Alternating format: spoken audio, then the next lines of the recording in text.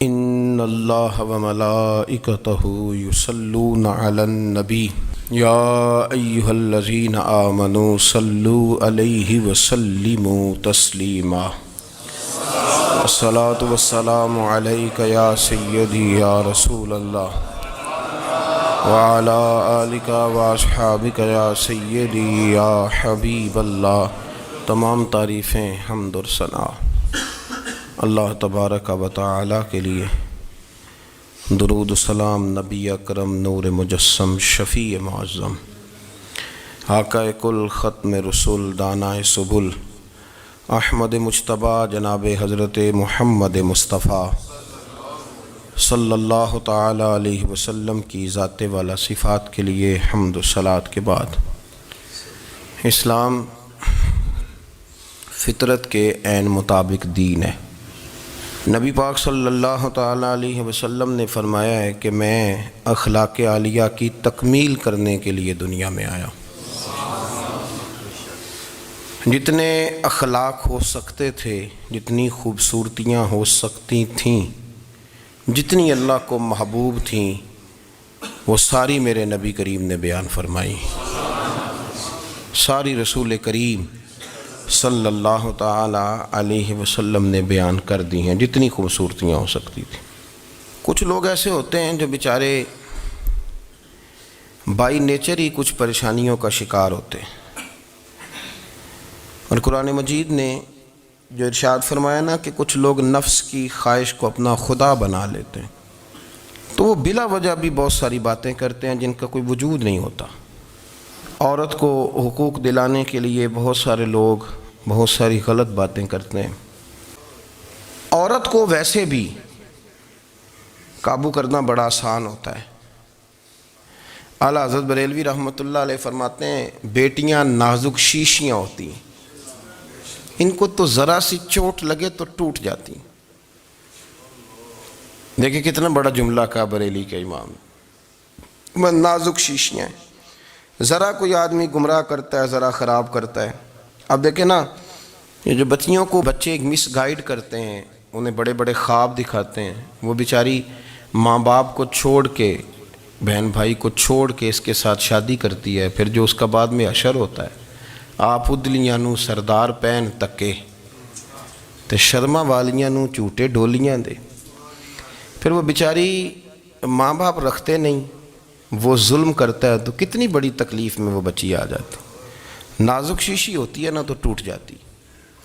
یہی حال اب جدید خواتین اور یہ جو کچھ اینکر پرسن ہیں، یہ اصل میں نا یہ آپ کو سیاست سکھاتے ہیں، لیکن یہ مادر پیدر آزاد لوگ ہیں، بالکل آزاد۔ یہ تو علماء شور نہ کریں، بات نہ کریں، گفتگو نہ کریں، مشائخ بات نہ کریں، اور یہ جو کچھ سنجیدہ اور دینی طبقہ ہے یہ کوئی شور نہ کرے، یہ تو روڈوں پہ ننگے ہو کے آ جائیں معاذ اللہ۔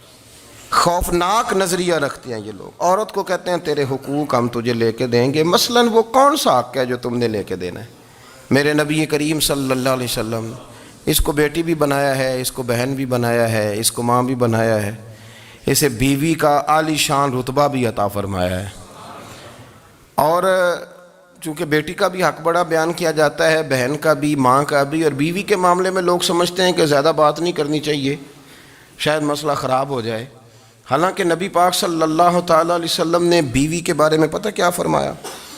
فرمایا جب تم نکاح کر لیتے ہو تو اپنا ایمان محفوظ کر لیتے ہو۔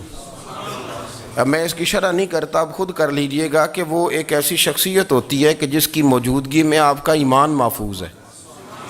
اب میں نہیں سمجھتا کہ اس سے بڑی بات کوئی اور ہو سکتی ہے، جس کی موجودگی میں آپ کا ایمان، اور بھئی یہ حدیث پاک عرض کر رہا ہوں، نکاح جب کوئی کر لے تو اس نے اپنا ایمان مکمل کر لیا۔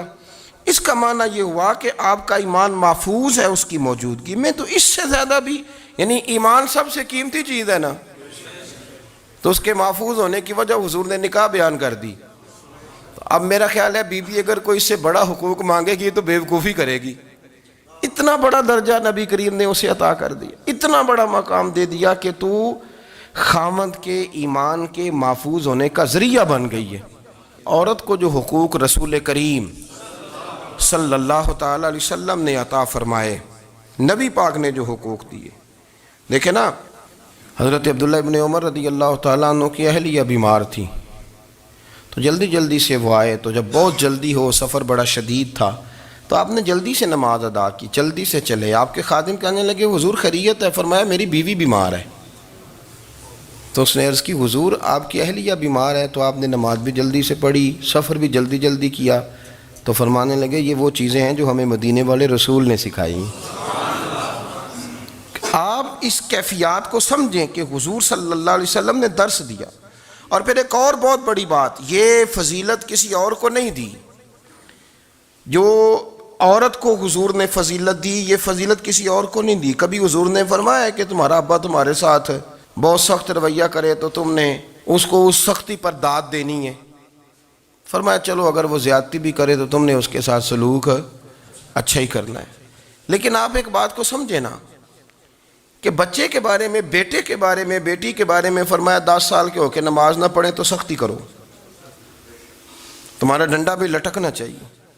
بہت ساری جگہوں پہ بہت سارے لوگوں کے لیے سختی کا حکم دیا، لیکن عورت کے لیے حضور نے جو جملے کہے، اصل میں ہم سمجھتے ہیں کہ یہ ایک بات ہے، مشہور ہو گئی ہے روایت حدیث، تو بس اس کے پس منظر پر اور جملوں کے حسن پر شاید معاذ اللہ غور کرنے کی ضرورت نہیں. ذرا اس لفظ کی تاثیر پر غور کریں. حضور نے فرمایا عورت ٹیڑھی پسلی سے پیدا کی گئی ہے، یہ ٹیڑھی ہے، اس کو سیدھا کرنے کی کوشش کرو گے تو ٹوٹ جائے گی. تو حضور پھر ہمارے لیے حکم کیا ہے؟ فرمایا جیسی ہے تم اسی کے ساتھ نبھا کرو. آپ سمجھیں کہ اتنا محفوظ حضور نے درجہ دے دیا بی بی کو، اتنا محفوظ کہ فرمایا غلطی بھی ہو تو میرے غلاموں تم اس کے ساتھ نبھا کرو، گزارا کر لو.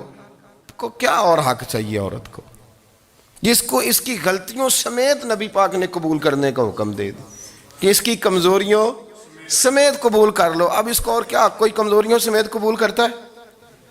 کبھی آپ دکان پہ بیٹھے ہو تو آپ کہیں بھی اس میں یہ بھی غلطی، میرے مال میں یہ بھی کمزوری ہے، یہ بھی کمزوری ہے، یہ بھی کمزوری ہے، تو کر لے قبول. کرتا ہے کوئی؟ کوئی شخص ایسا ہو جو کسی چیز کی کمزوریاں بیان کر کے کہ اسے قبول کرو؟ پر رسول کریم صلی اللہ تعالیٰ علیہ وسلم نے نا ہمیں سبق دیا، حضور نے ہمیں درس دیا، نبی پاک نے ہمیں پیغام دیا.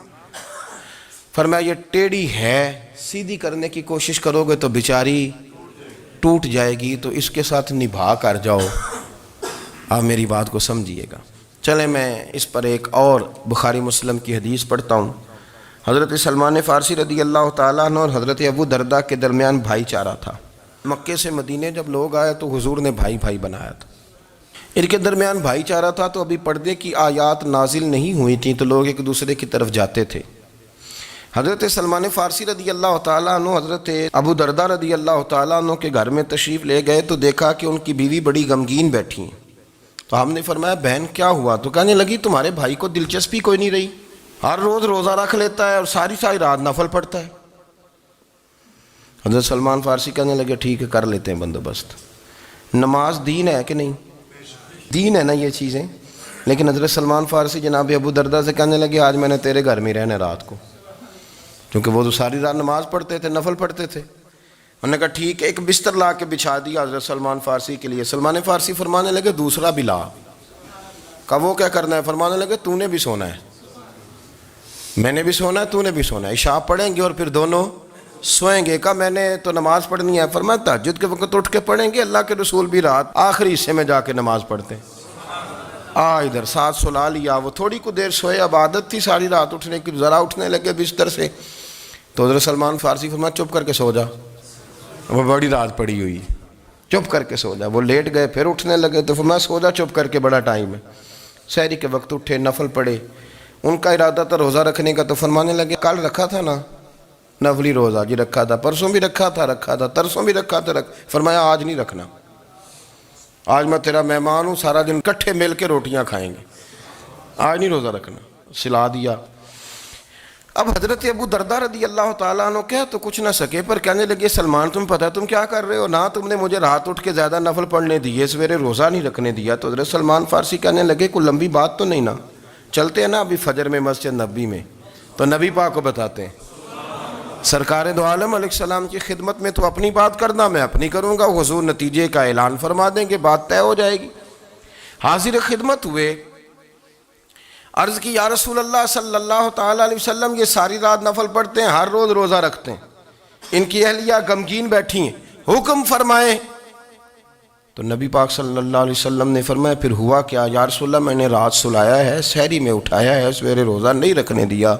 نبی پاک نے فرمایا سلمان فارسی نے ٹھیک کیا ہے، سلمان فارسی نے ٹھیک کیا۔ پھر حضور نے فرمایا، نبی کریم نے فرمایا ابو درداء تیرے اوپر اگر اللہ کا حق ہے، اس کے رسول کا حق ہے، دین کا حق ہے، تو فرمایا تیری آنکھ کا بھی تیرے اوپر حق ہے، تیرے وجود کا بھی تیرے اوپر حق ہے۔ یہ حضور نے فرمایا تیرے بچوں کا بھی تیرے اوپر حق ہے، تیری بیوی کا بھی تیرے اوپر حق۔ اس حق کو بھی سمجھے، حقوق اللہ بھی ہیں، پر تیری آنکھ کا بھی تیرے اوپر کیا مانا کہ تیری آنکھ سونا چاہتی ہے تو اسے سلا بھی، تیرے وجود کا بھی تیرے اوپر حق ہے، تو تیرا وجود آرام کرنا چاہتا ہے تو اسے آرام بھی کرا۔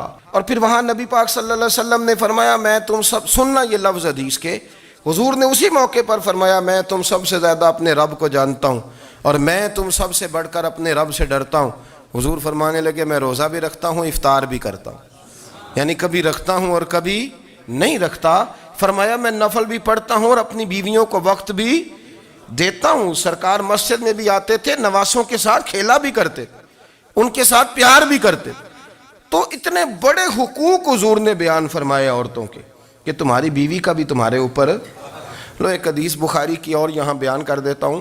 ایک شخص نے آ کے عرض کی یا رسول اللہ صلی اللہ تعالیٰ علیہ وسلم جہاد کے لیے تیاری ہو گئی ہے، صفیں بن رہی ہیں، مجاہدین کی تیاری ہے، تو میرا بھی نام لکھ دیا گیا ہے مجاہدوں کی لسٹ میں، لیکن یا رسول اللہ صلی اللہ تعالیٰ علیہ وسلم میری بیوی نے حج کی تیاری کر لی ہے اور میرے دوستوں نے، صحابہ نے میرا نام مجاہدین کی لسٹ میں لکھ دیا، تو میرے لیے کیا حکم ہے؟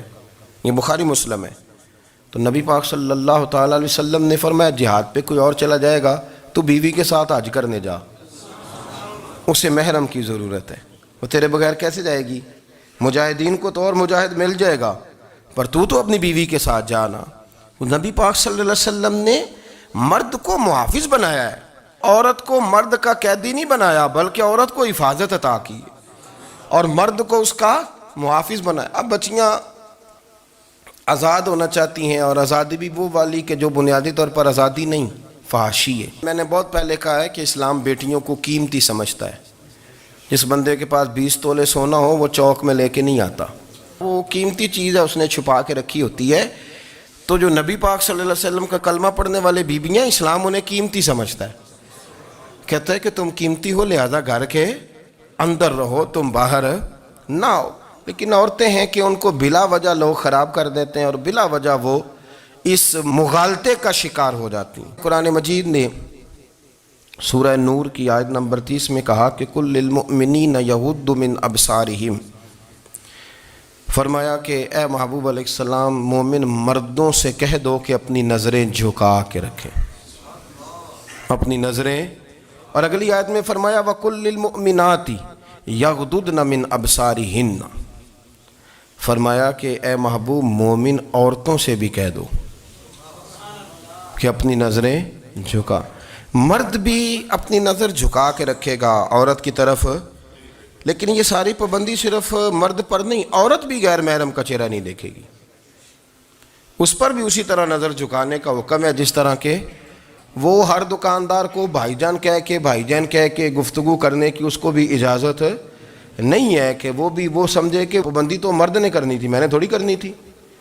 وہ جس کے پاس جائے، جہاں بھی جائے، ڈاکٹر کے پاس جائے، باہر جائے، تو وہ جس طرح مرضی اس کا دل چاہے وہ بات چیت کرے، اس کی عورت کو بھی اجازت اسلام نہیں دیتا۔